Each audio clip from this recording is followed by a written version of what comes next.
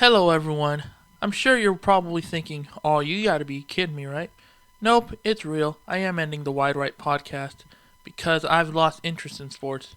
This past sports year, pretty much the 2020 season, there have been a lot of other sports that are going around, but I've lost interest in Major League Baseball, the NBA, and the NFL's kind of bringing me in, but it's more or less like, oh, just for a minute or so, and then I just leave to do something else because I'm more interested in other things, and people do it better than I do.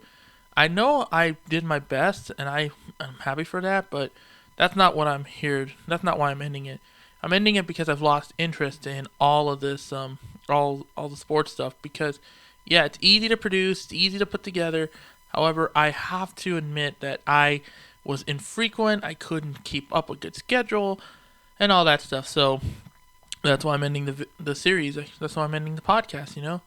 I do have two more segments to talk about. However, I'm gonna leave those for a little bit later in the video. But I can tell you right now, without a doubt, I am ending the podcast. I'm not gonna bring it up anymore, and I'm not gonna do any specials. I'm not gonna come back a week later saying, "Oh, haha, fooled you. It is coming back." No, it's the end.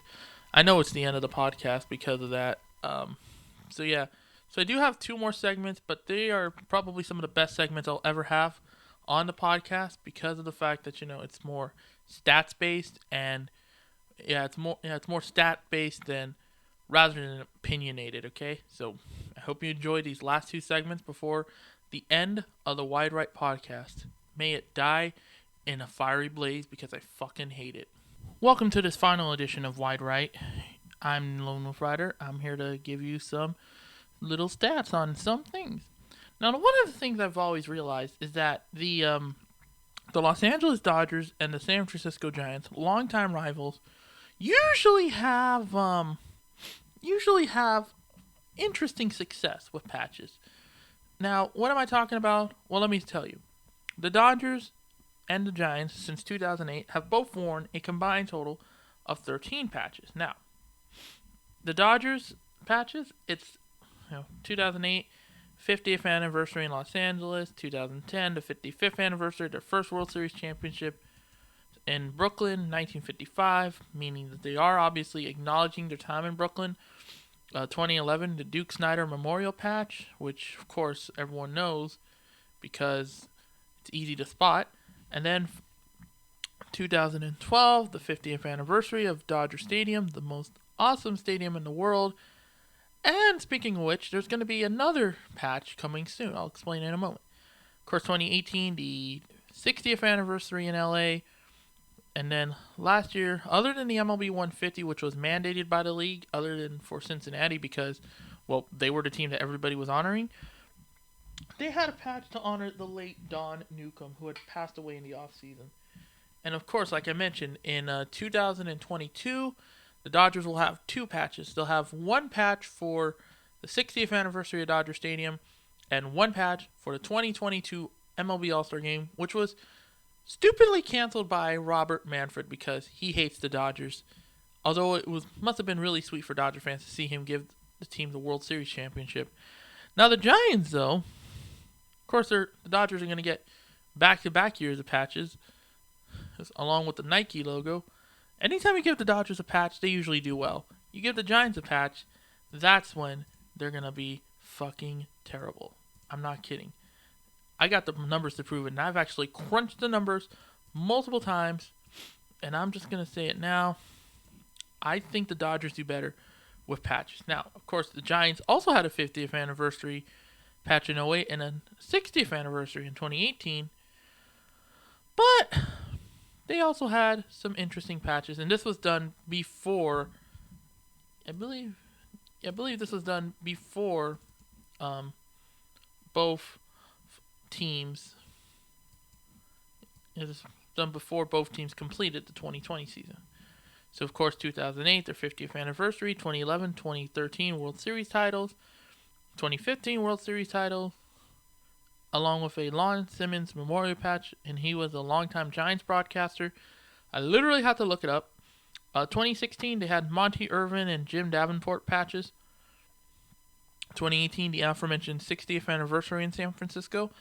And then just last year, they on top of the MLB 150 patch, the Giants had a Peter McGowan Memorial patch, and he was the president and the owner, president of the Giants and the owner from '93 till his death in 2019, along with a Willie McCovey patch. So let's start off with the Giants, okay? The Giants in 2008, with the 50th anniversary patch, they went 72 and 90, meaning I think they finished about 9 games under 500. So that means they were 4th place in the NL West as the Dodgers won their first of back-to-back National League Western Division crowns for the first time since the mid-90s, I believe. Then in 2011, they didn't do too badly. They finished 86 and 76, 5 games above 500, which is pretty good.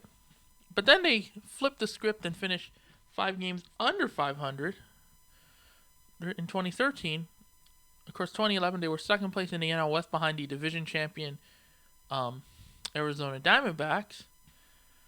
And then 2013, they finished 76 and 86. And I can give you the winning percentages too. I forgot about that. 444 winning percentage in 08. 3 years later, 531. And then 2013, a 469. Nice. Winning percentage. And 3rd place in the NL West. 2015, they almost made it to the postseason. 84 and 78. 3 games above 500.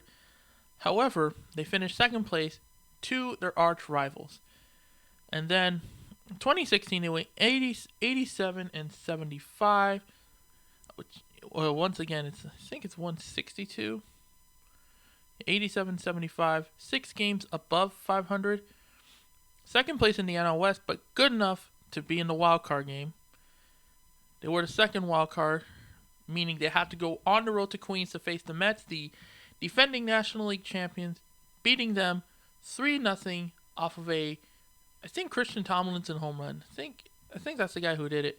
But the guy who hit it looks like one of those people you would call a jock or nerd in middle school. And he's like, yeah, I'm not a nerd, I'm a jock. Who probably still goes home and plays with his Yu-Gi-Oh cards.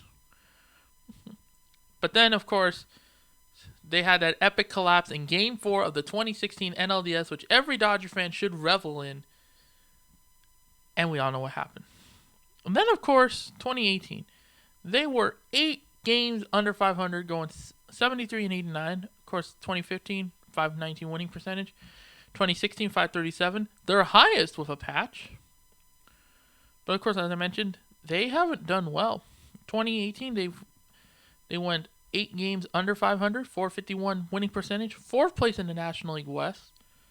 And then 2019, they were 8 games, or I think 4 games under 500, finishing with a 475 average and 3rd place in the National League West. So overall, they've played 1,134 games, I believe, if I remember correctly. And I think that's what the playoffs. They have a 555 and 579 average, which is, I believe, I don't know how many games under 500, but it's a 489 average, and the average record is 479 and 83, 2 games under 500 for 489 average. Now, what about the Dodgers, okay? What about the Dodgers? The Dodgers in 2008, they, by the way, I'm looking at it right now. I highlighted, I bolded and underlined their worst seasons. In 2008, they went 84 and 78, finishing 3 games above 500 at 519. They won the National League Western Division Championship. And then they won the NLDS against the Cubs, sweeping them 3-0, but losing to the high-powered Phillies in the 2008 NLCS, where they won Game 5 at Dodger Stadium. The next year, they literally went 1 game under 500, going 80 and 82 with a 494, finishing in 4th place. Now, I wouldn't say anything, but they finished a lot. Their worst record is a record their arch rivals would enjoy. Now, even though they finished in 4th place, the Dodgers still played well. That shows you how good they are. The 2011 team went 82 and 79, just 2 games above 500, or more or less so. I don't know. I don't know if I even doing the math right, but they had a 509 average. Yeah, they finished 2 games. I don't think that's even. No, they actually finished 1 game above 500 because they had 1 game rained out that probably didn't count for anything. Sorry, hit the mic. I'm keeping that in. Finished third place in the National League West. A year later, they finished 86 and 76, a whopping 5 games above 500, 531 average. Second place, finishing losing out on the Giants. But what the Giants did in 2012 unleashed a dynasty in Los Angeles. From 2013 to 2020, the Dodgers have won the National League West every year without a doubt. The only time that they did come close to losing it was in 2018 when they went 92 and 71 for 564 average or 564 winning percentage, winning the division in an NOS tiebreaker versus the Rockies. And of course, that was their 6th consecutive division championship when was it Kenley Jansen struck out? He got the last strikeout. Then they beat the Braves again in the NLDS 3-1. Sound familiar, Braves fans? They beat the Brewers in an epic NLCS showdown before losing the World Series to the overpowered Red Sox 4-1. Although it should have been 6 games because Game 3 went 18 innings. Extended by what I feel is a controversial call by the umpires in the 10th inning where Cody Bellinger took Austin Barnes into the path. Should have been called out for slide rule violation. I know people say, yeah, you know those rules. They're stupid, but sometimes they have to be there. A year later, the Dodgers finished very well. They went 106 and 56, destroying the National League West and winning in Baltimore. Winning their 7th consecutive National League Western Division title. But they lost the NLDS to the Nationals after Clayton Kershaw finally gave haters a chance to say, look, he fails in the postseason. And then, of course, in 972 games, that's what I've counted, the Dodgers went 530 and 442. And, of course, the 2019 team, 654. 2018, 564, as I mentioned earlier, I believe. But, of course, the Dodgers losing in the NLDS last year to the Nationals opened up a can of worms that the Astros, or the Asterisks as I like to call them, hate to talk about. Of course, their overall average in 972 games over those years, 530 and 442 for 545 average, which is the average that they have at 88 and 74. And that goes to show you that even though the stats are there, the Giants say, oh, we got the titles. I'd say consistency is better. In fact, the worst, as I mentioned, 494. That's their only season under 500, 2010. 494. Now, how many seasons did the Giants finish under 500? 1, 2, 3, 4. Yeah. 494. In fact, I guarantee you, they would trade any of their seasons. 2011, or not 2011, 2008, 2013, 2018, 2019. They would trade it for any of the Dodgers seasons, especially 2010. That's all I'm going to say. Okay? Then with that, end the Wide Right podcast. But I do have a little thing because I feel like I should say this. This was right before UTEP began destroying the narrative. Let me see. UTEP football. They are. Well, I haven't seen it, but UTEP is 3-4. They're doing really well this year. I'm gonna add that, but here's the thing: UTEP has not been this good in 6 years. In 2010, UTEP went 6-7 with a 461 winning percentage, a 3-5 record in Conference USA play for a 375 average, but good enough to get an invite to the New Mexico Bowl, losing to Brigham Young 45-13. And their wins came against Arkansas Pine Bluff, New Mexico State, Memphis, New Mexico, Rice, and SMU. In 2011, they went 5-7 for a 417 average in 417 winning percentage, going 2-6 in Conference USA, and a 250 winning percentage, beating Stony Brook, New Mexico State, Tulane, Colorado State, and East Carolina. And then you're gonna notice a trend here. 2012 they had 3 wins for 250 average, or 250 winning percentage, 2-6, same percentage in Conference USA the year before, defeating New Mexico State, Tulane, and Southern Miss. If you didn't catch on, they've beaten New Mexico State every year. 2013 they won 2-10 for a 167 winning percentage, only getting 1 win in Conference USA, and that was against Florida International. And you can guess who the other win was. By the way, that Conference USA winning percentage in 2013, 125. In 2014, they had their best season pretty much out of nowhere, and this was the start of the decline. They went 7-6 for a 583 average, 5-3 for Conference USA, making it to the 2014 New Mexico Bowl, and of course 5-3, that's 625 winning percentage. They lost to Utah State 21-6. They beat New Mexico State, Old Dominion, University of Texas at San Antonio, Southern Miss, North Texas, and Middle Tennessee. In 2015, it was a bit of a step back year, along with 2016. 2015, they went 5-7 with a 417 winning percentage, 3-5 in Conference USA for a 375 winning percentage, defeating once again New Mexico State, along with Incarnate Word, Florida Atlantic, Rice, and North Texas. And in 2016, they went 334-8 for 333 winning percentage, 2-6 in Conference USA, matching their worst total in 2011 and 2012 for 250 average, defeating once again New Mexico State.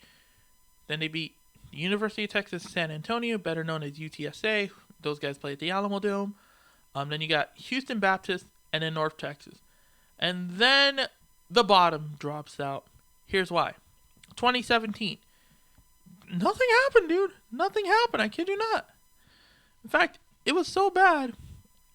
Sean Kugler resigned in 2017 after 5 games because UTEP did not win anything that year. They went 0-12. 2018, they beat Rice. The only win and the only conference win. And in 2019, they beat Houston Baptist, but didn't win in Conference USA. So in 3 seasons, they went from 2017 to 2019, they went 2-34. That is right, 2-34. Their only wins in that stretch coming against Rice and Houston Baptist. Other than that, they've been terrible. Overall, in 122 games, they went 34-88 for a 279 winning percentage, and in 80 conference games, they went 19-61 for a 238 average, meaning that they went 3-9 in a season and 2-6 in conference play. And their bowl record, well, it's not much better. They've yet to win a bowl game in a long time. I think their last bowl win was let me check. Was it? I forgot when their last bowl win was, but all I know is it was a long time ago. And their last bowl win?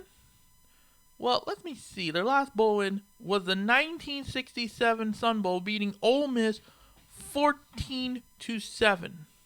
That's right. That long ago.